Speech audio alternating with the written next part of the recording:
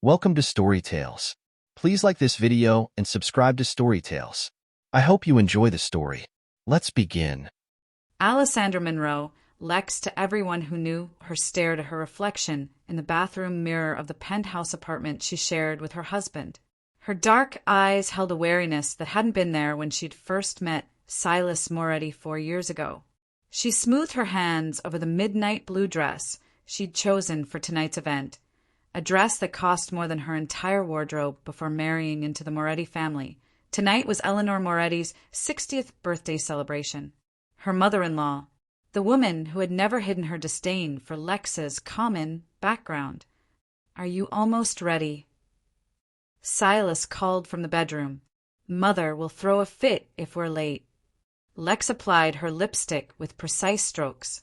"Heaven forbid we upset Eleanor on her special day." "Lex." His voice carried a warning. "Please, not tonight." She capped her lipstick and stepped out of the bathroom.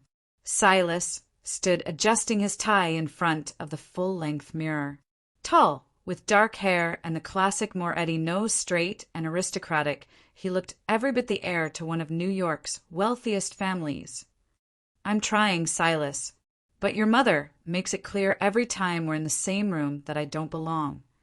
He turned to her, his expression softening as he took in her appearance. "You look beautiful." He stepped forward and placed his hands on her shoulders. "And you do belong. With me." Lex wanted to believe him, but the memory of Eleanor's cold stares and backhanded compliments made it difficult. "Do I?" she asked softly. "Of course." He kissed her forehead. "Now come on. The car's waiting." The drive to Bellini's, the upscale Italian restaurant Eleanor had chosen for her celebration, was silent. Lex watched the lights of the city blur past her window, rehearsing small talk in her head.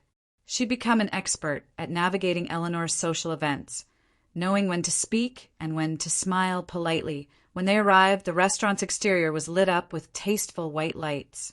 A valet opened Lex's door, and she stepped out onto the sidewalk, straightening her posture and lifting her chin.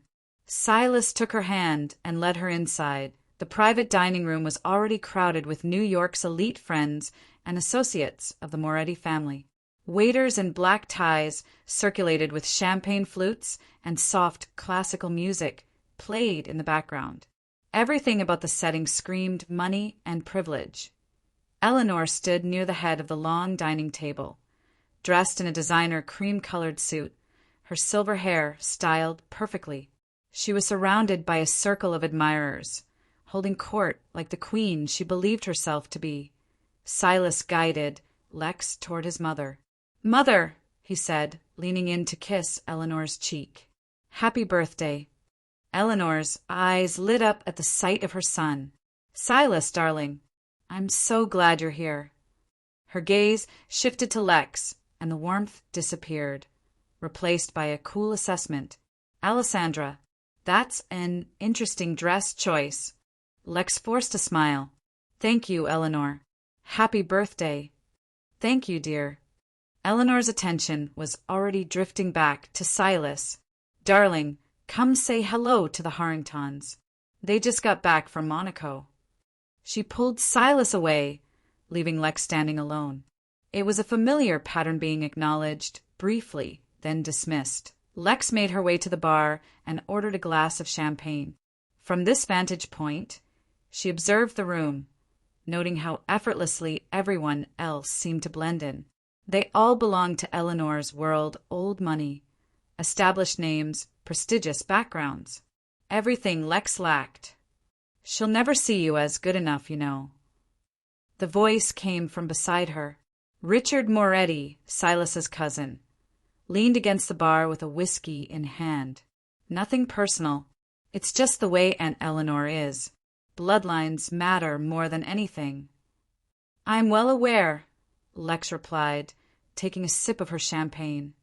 "Silas should have prepared you better." Richard shrugged. "But then he's always been his mother's son." Lex didn't respond. What was there to say?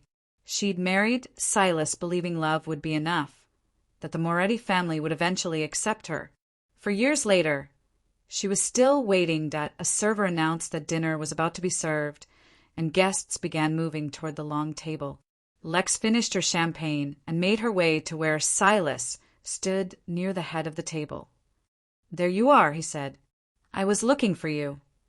"Were you?" Lex asked, raising an eyebrow. "You seemed busy with the Harringtons." Before Silas could respond, Eleanor called for everyone's attention. "Thank you all for coming to celebrate with me tonight. Please find your place cards and be seated." Lex moved along the table, searching for her name. She passed Silas's place card near the head of the table beside his mother. She continued down, checking each setting. When she reached the end without finding her name, a cold feeling settled in her stomach. She retraced her steps, checking again. Nothing. Silas was already seated, engaged in conversation with a silver-haired man on his left. Lex approached him, placing a hand on his shoulder. "Silas, I can't find my place card." He looked up, a flicker of something guilt, crossing his face before he covered it with a laugh. "Oops, guess we miscounted." The table went quiet. All eyes turned to them. "What seems to be the problem?" Eleanor asked from her position at the head of the table. "There's no seat for me," Lex said, her voice steady despite the humiliation burning inside her. Eleanor's lips curved in a thin smile. "Oh dear, how unfortunate." She looked around the table. "It seems we're at capacity." A few people laughed nervously. Others averted their eyes, suddenly fascinated by their napkins. Lex stared at Silas, waiting for him to stand up for her, to offer his seat, to do anything that would show she mattered. Instead, he shifted uncomfortably in his chair. "Maybe they can add another setting," he suggested weakly. "The table is perfectly set for 36 guests," Eleanor replied. "I'm sure Alessandra understands." In that moment, everything became crystal clear. This wasn't an oversight. This was deliberate. A message from Eleanor. You are not family, and Silas knew. He knew and did nothing. Lex straightened her spine and reached for a glass of champagne from a nearby server's tray. She raised it in a toast, looking directly at Eleanor. "Seems I'm not family," she said calmly. She drained the glass in one elegant motion, set it down on the table with a soft clink, and turned to leave. "Lex, wait." Silas began to rise. "Sit down, Silas," Eleanor commanded. "Let her go. We have guests." Lex walked out of the dining room with her head high, ignoring the whispers that followed her. The maitre d' approached as she crossed the main dining area. "Is everything all right, Mrs. Moretti? Can I assist you with anything?" Lex stopped, a plan forming in her mind. "Yes, actually. I need to speak with the manager. Immediately." 5 minutes later, Lex was in the manager's office. Her hands didn't shake as she pulled out her credit card, the card Silas had given her with her name, but his money. "I need to cancel tonight's event," she said. "All of it." The manager, a middle-aged man named Anthony, looked confused. "Cancel? But Mrs. Moretti, the event is already underway. Eleanor Moretti is my mother-in-law. I'm handling this for the family." Lex's voice was steel. "I want everything canceled. The dinner service, the custom cake flown in from Italy, the musicians for later, all of it. Mrs. Moretti, this is highly unusual." "I understand." Lex pushed her card across the desk. "I'll cover any cancellation fees or penalties. In full. Right now." Anthony hesitated, looking between Lex and her card. "If you're concerned, call Mr. Moretti," Lex suggested. "My husband will confirm I'm authorized to make these changes." It was a gamble. Silas wouldn't answer a call from an unknown number while at dinner, and by the time anyone realized what was happening, it would be too late. Anthony picked up Lex's card. "Very well, Mrs. Moretti. I'll process this right away." Lex watched as he made the necessary calls, first to the kitchen, then to the bakers waiting to deliver the specialty cake, and finally to the quartet scheduled to play later. "It's all taken care of," Anthony said eventually, returning her card. The kitchen will stop service immediately. The cake delivery has been cancelled. The musicians have been notified not to come. Excellent. Lex stood and smoothed her dress. One more thing. I'd like to settle the bill for what's been consumed so far, and then I'd like you to close the restaurant for the evening. Anthony's eyes widened. Close the restaurant? Mrs. Moretti, we have other patrons. I'll pay for every table's meal, in full, plus a 20% gratuity for the staff's inconvenience. Lex met his gaze steadily. And an additional $10,000 for your trouble. The manager's protest died on his lips. I'll make it happen. Lex walked out of Bellini's into the cool night air just as her phone began to ring. Silas's name flashed on the screen. She answered, stepping into the back of a taxi. What the hell did you do? Silas's voice was a mixture of anger and panic. Just making sure I don't impose on a family event, Lex replied coolly. The kitchen just informed us they're no longer serving.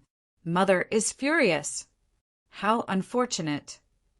Lex, this isn't funny. Her friends are here. Important people. I'm well aware of who's there, Silas. I'm also aware that I wasn't meant to be among them. So you ruined the entire night? This is childish. Lex laughed, a sound devoid of humor. No, Silas. Childish was your mother deliberately excluding me.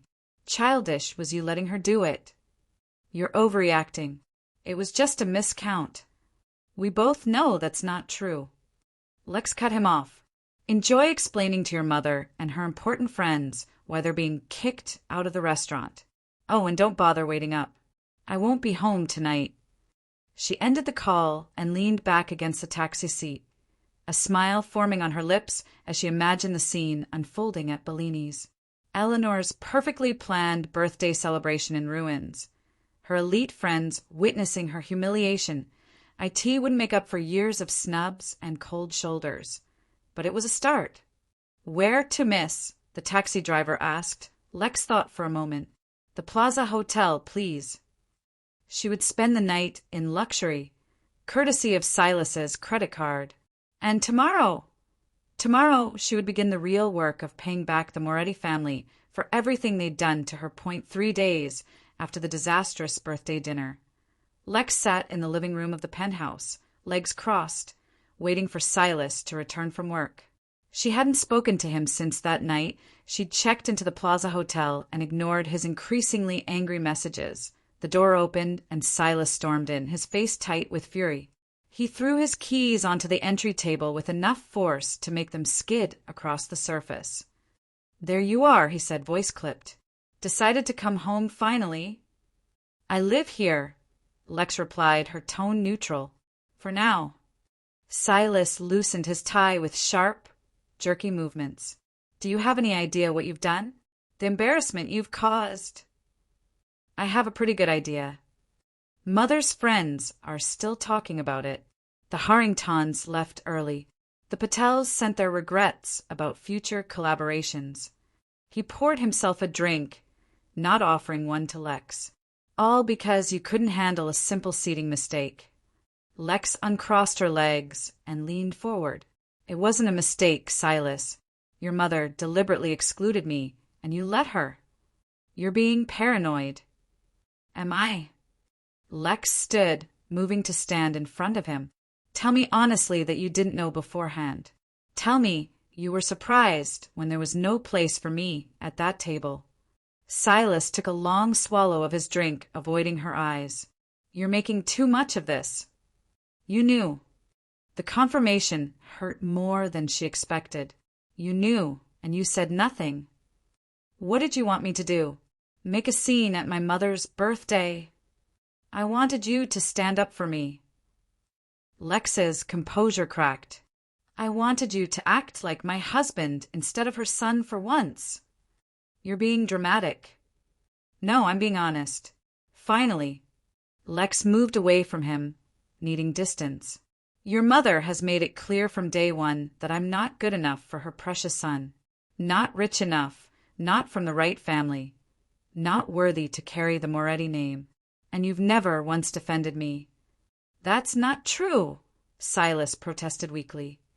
"When she accidentally left me off the guest list for the Christmas gala last year, when she introduced me as Silas's wife, instead of by my name at the charity auction, when she suggested I get plastic surgery to fix my nose before the family portraits."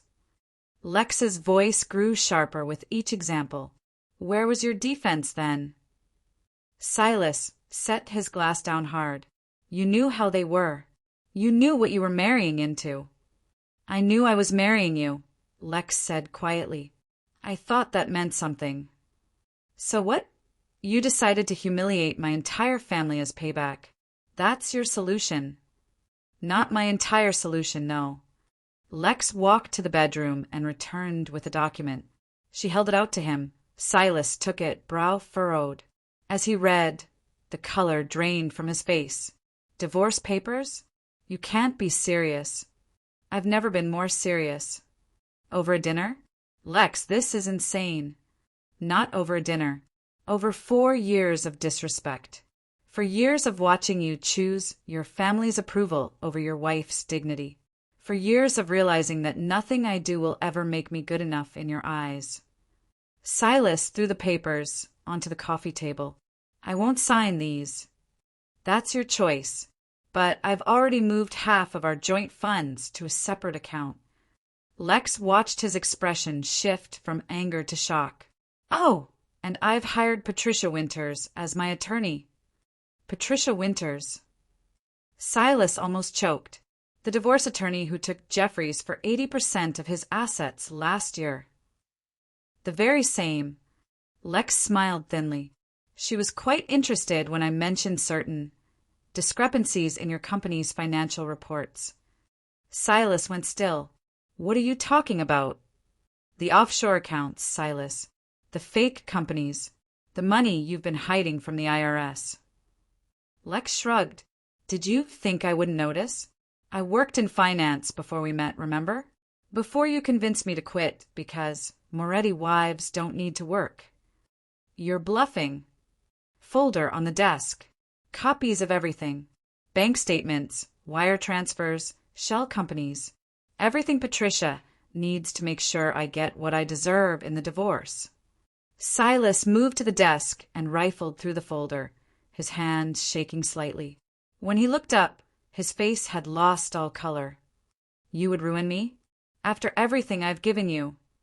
"Given me?" Lex laughed bitterly. "What exactly have you given me, Silas? A last name your mother won't acknowledge? A home where I'm tolerated rather than loved? The privilege of being ignored at family functions? I gave you a life most women would kill for. And now I'm giving it back." Lex picked up her purse. "I've already moved my things to a new apartment. Patricia will be in touch about the divorce proceedings. You won't get away with this." Silas's voice was low, dangerous. "My family has connections you can't imagine. So do I now." Lex walked to the door. "Oh, and Silas? Tell your mother I send my regards." 2 months later, Lex sat across from Patricia Winters in the attorney's sleek office, reviewing the latest developments in her divorce case. "The SEC has officially opened an investigation into Moretti Holdings based on the evidence we provided," Patricia said, tapping a manicured nail against a document. "Silas's father has temporarily removed him from the board to distance the company from the scandal." Lex nodded, satisfaction warming her chest. "And the divorce?"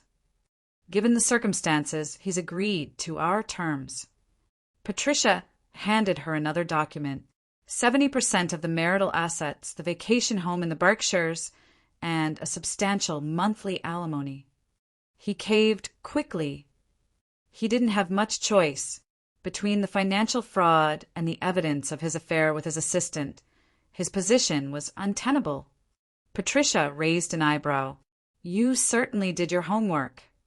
"For years of playing the perfect wife gave me plenty of time to observe." Lex scanned the settlement terms. "This is good, but it's not enough." "Not enough." Patricia looked surprised. This is one of the most favorable settlements I've seen in 20 years of practice. I don't just want what's fair, Patricia. I want what they took from me, my dignity, my self-respect, my identity. Lex set the papers down. And I'm not finished with Eleanor yet. The attorney leaned back in her chair. What did you have in mind? I need access to the right social circles. Eleanor's circles. Can you help with that? Patricia considered this, then smiled slowly. As it happens, I serve on several boards with some of Eleanor's closest friends. I could arrange introductions. Perfect. Lex's smile mirrored Patricia's. Let's make sure those introductions happen before the news of Silas's fraud becomes public knowledge. Over the next several weeks, Lex methodically infiltrated Eleanor's carefully curated social world. With Patricia's help, she secured invitations to charity galas, art openings, and exclusive dinners events where Eleanor's influence reigned supreme. Lex approached each opportunity with strategic precision. She was charming, intelligent, and generous with donations to the right causes. She never mentioned the Morettas, never hinted at her connection to the family. She simply became Alessandra Monroe again, a successful businesswoman making her mark on New York society. TA benefit for the Metropolitan Museum. Lex found herself in conversation with Vivian Pierce, one of Eleanor's oldest friends. Alessandra, you simply must join us for the garden committee at the Botanical Society, Vivian said, touching Lex's arm. We need fresh blood, and you clearly have excellent taste. I'd be honored, Vivian. Lex smiled warmly.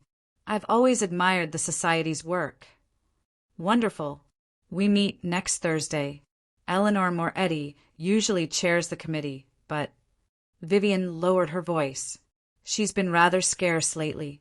Some trouble with her son's business, I hear. How unfortunate, Lex said, sipping her champagne. I do hope it's nothing serious. Between us, darling, it sounds quite serious indeed. Tax fraud, hidden assets, all very messy. Vivian sighed dramatically. Eleanor's beside herself. The family name, you know.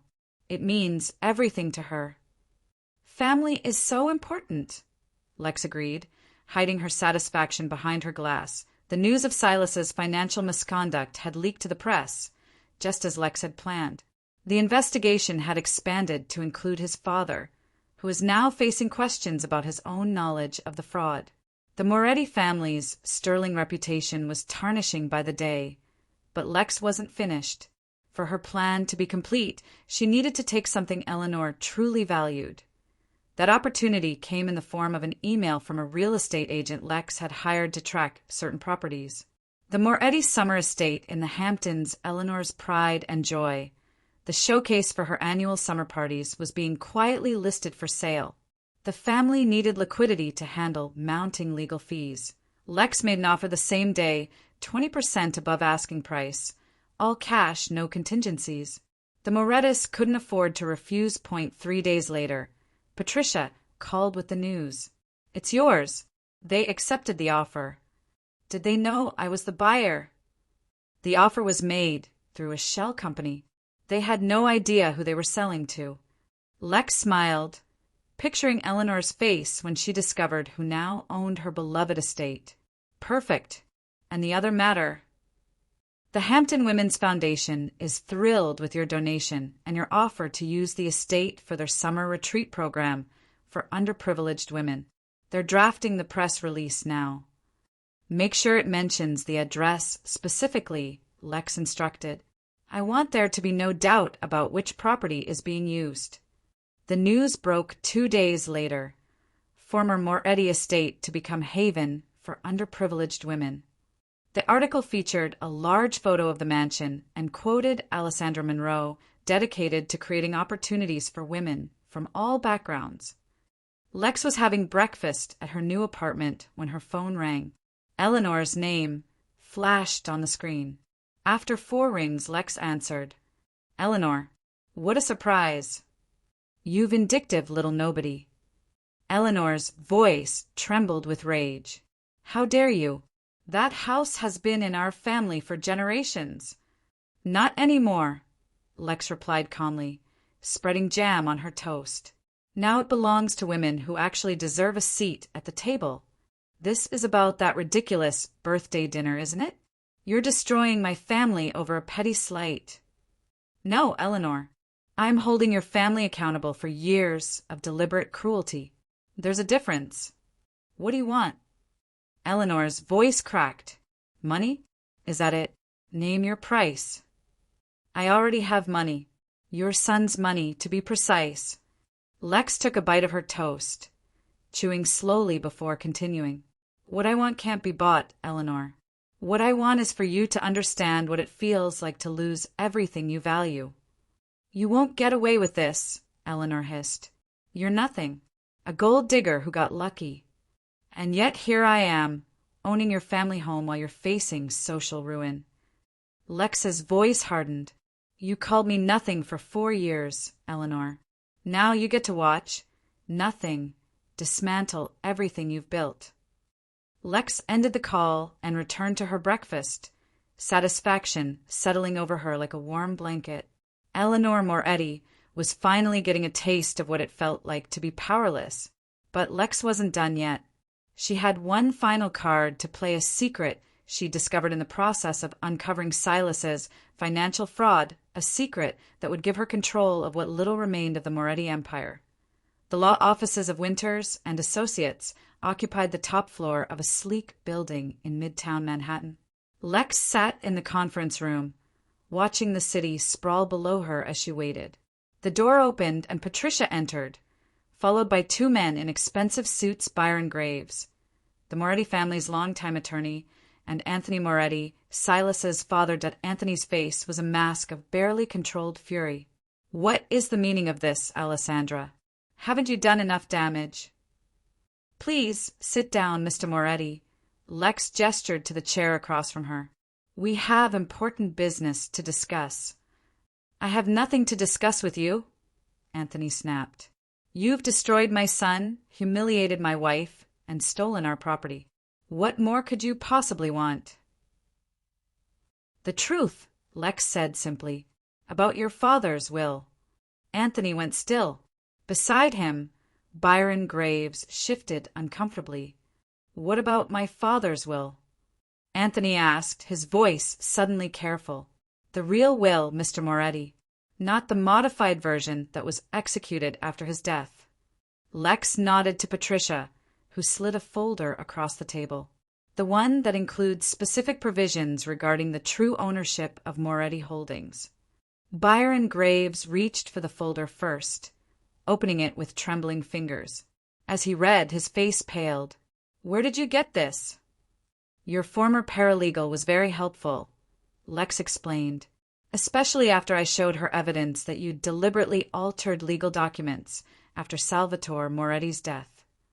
Anthony snatched the folder, scanning the contents frantically. This is preposterous. A forgery. It's the original, actually, Patricia interjected.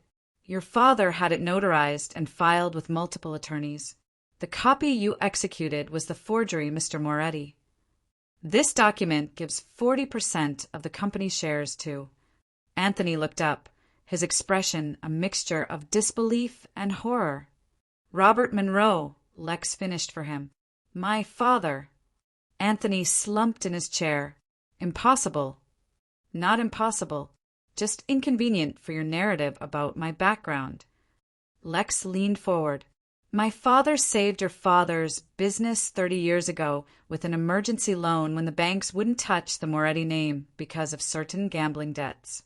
In exchange, Salvatore promised him shares in the company once it recovered. Your father died years ago, Anthony argued. Any claim died with him. Actually, the will clearly states that the shares transferred to his heir in the event of his death. Lex smiled coldly. That would be me. Even if this is legitimate, which I doubt, it only gives you 40%. Not control. True, Lex conceded. But combined with the shares Silas transferred to me in our divorce settlement to avoid jail time, I now control 58% of Moretti Holdings. The blood drained from Anthony's face as he did the mental calculations. That's right, Mr. Moretti. I now own your company. Lex's voice was soft but unyielding. The company your wife thought I wasn't good enough to be associated with. What do you want? Anthony asked, defeat evident in his slumped shoulders. What I've always wanted. Respect. Lex stood, buttoning her blazer. I'll give you two choices. You and the board can resign immediately, allowing me to install new leadership, or I can have you removed publicly, with full disclosure of your knowledge of Silas's fraudulent activities.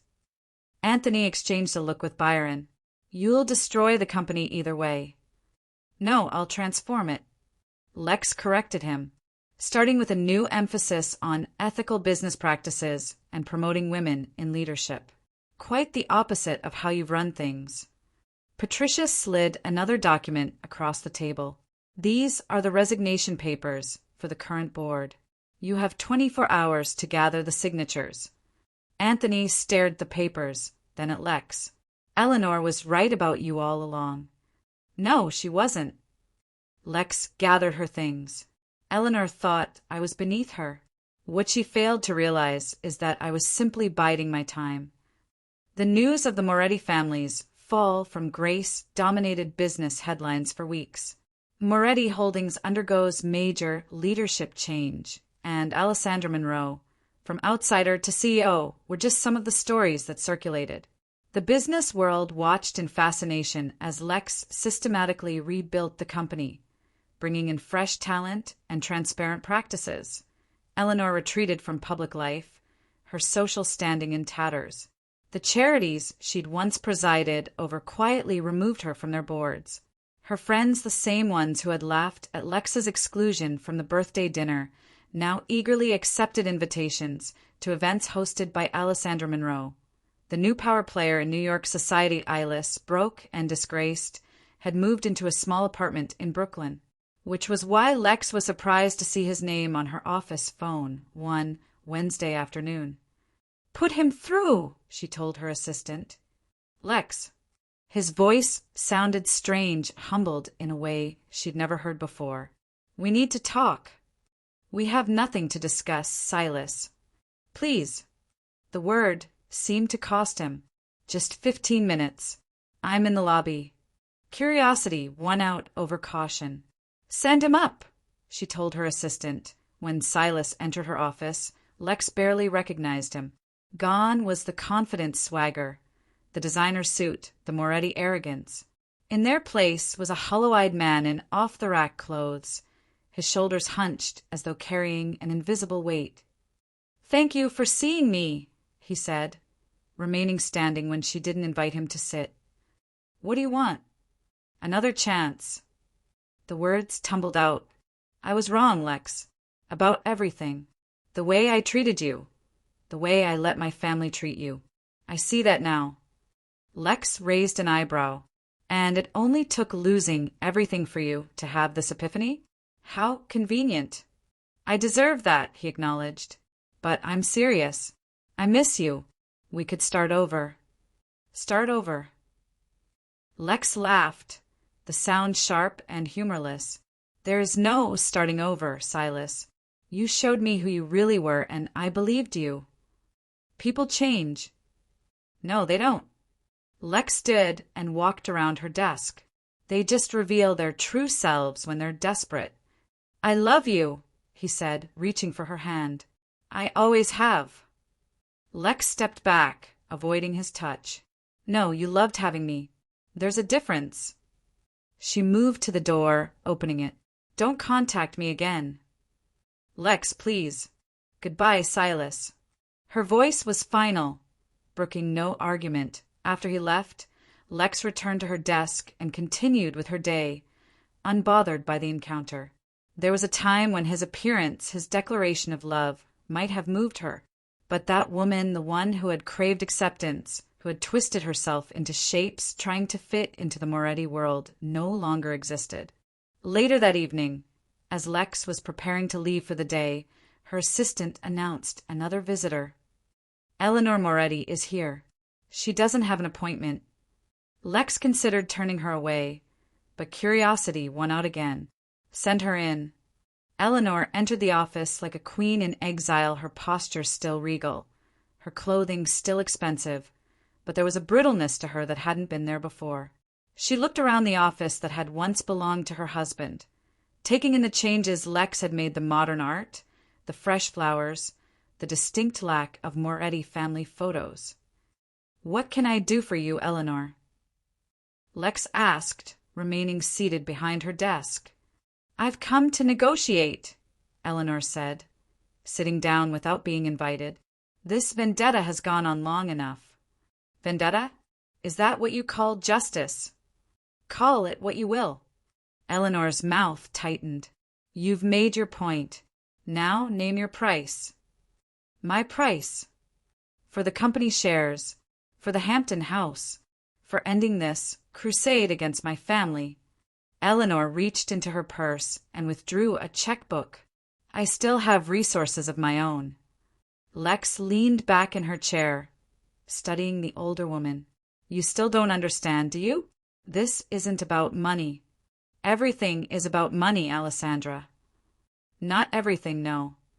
Lex shook her head. "This is about consequences. For years, you treated me like I was nothing. You undermined me, excluded me, made me feel unworthy of your son and your family name. And now you've repaid that tenfold," Eleanor snapped. "Isn't that enough?" "You made it clear I was never family," Lex replied coolly. "I'm just honoring that." Eleanor's composed facade cracked. "You've destroyed everything we built. Generations of work, of reputation, all gone because of your petty revenge." "No, Eleanor." Lex stood, towering over the seated woman. "All gone because you and your family believed you were above the rules, above decency, above treating someone with basic respect." "What do you want from me?" Eleanor's voice cracked. "An apology? Fine. I'm sorry." "Too late," Lex said simply, "and entirely insufficient. Silas loves you. He's miserable without you." "Silas loves what I represent now: power, success, status. All the things you taught him to value above actual human connection." Lex moved toward the door. "Our meeting is over." Eleanor didn't move. I was protecting my family," she said, her voice smaller now. "The Moretti name means something in this city." "Not anymore," Lex replied. "Now it's just a cautionary tale. A reminder that even the mighty can fall when they mistreat the wrong person." Eleanor finally stood, gathering the last shreds of her dignity around her like a cloak. "You won't feel satisfaction for long, you know. Revenge is ultimately empty." "I don't know about that." Lex smiled, opening the door. "So far, it feels pretty gratifying." After Eleanor left, Lex returned to her desk and opened her calendar. She had a board meeting in the morning, a lunch with the director of the Hampton Women's Foundation, and plans to review candidates for the new scholarship program she was establishing for young women from underprivileged backgrounds. Her phone buzzed with a text from Patricia. "Dinner at Lucille tonight? Vivian Pierce and the museum board want to discuss your donation." Lex confirmed the dinner and gathered her things. As she left the office, she nodded to her assistant. "I'm heading out. I'll see you tomorrow." Stepping into the elevator, Lex caught a glimpse of her reflection in the polished doors, confident, poised, powerful. Nothing like the woman who had walked into Eleanor Moretti's birthday dinner all those months ago. That night, as she sipped champagne on the terrace of her penthouse, a new one, in a better building than the Morettis had owned, Lex surveyed the city lights spread out before her. Her city now, in many ways. Eleanor had been wrong about one thing. Revenge wasn't empty. Not when it came with justice. Not when it meant reclaiming everything that had been taken from her: her dignity, her self-respect, her power. She raised her glass in a silent toast to herself. Revenge had been sweet, but freedom from the Morettis, from seeking approval, from diminishing herself to fit into someone else's world that was even sweeter.